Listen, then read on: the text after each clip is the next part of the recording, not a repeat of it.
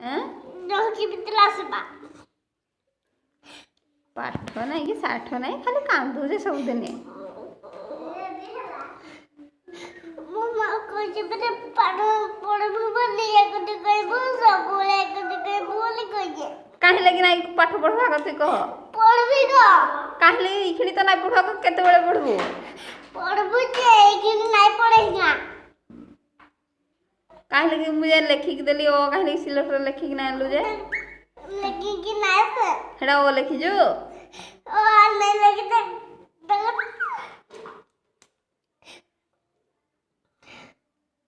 बेसी कथा कहू तुई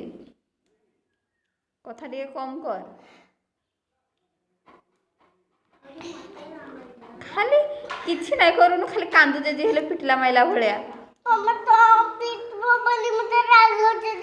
हां तुम तो पिटबो बोली राग होचे केदला मुई तो पिटबी बोली इगनी गुडली आस बोला जल्दी से सिलता धर क्या बोले तो नाइट गली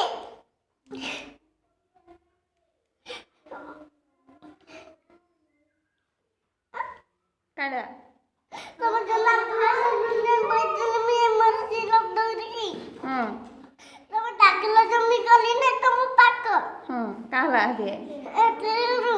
हां तुम टिके कांद भरी है जो तुम टिके मोर कोठारा सुना हां तुम मोर कांद ला दियो कांद तुम टिके मोर कोठा टिके तुम सुनो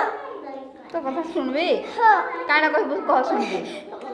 मीठा लेके आने जाऊंगी तापर तुमको देखे देबे ग तो नहीं पिटा तो तुम पिटली ना नहीं पिटी नहीं पिटी तो काहे कांदु जो कह मत सुना बोली बोलबो मत गेली मत बोलबो सब बोली बोलबे मत पाठ नहीं पढ़ले के कहबा तते मैं पाठ पढ़बी ग मत बोलनी बोलबो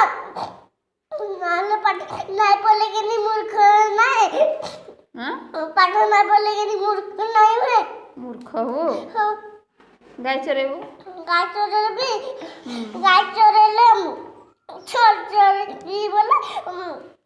पाठ पढ़ले चाकरी कर पैसा पाइबे अपने कुरकुरी आइसक्रीम सब खाइबे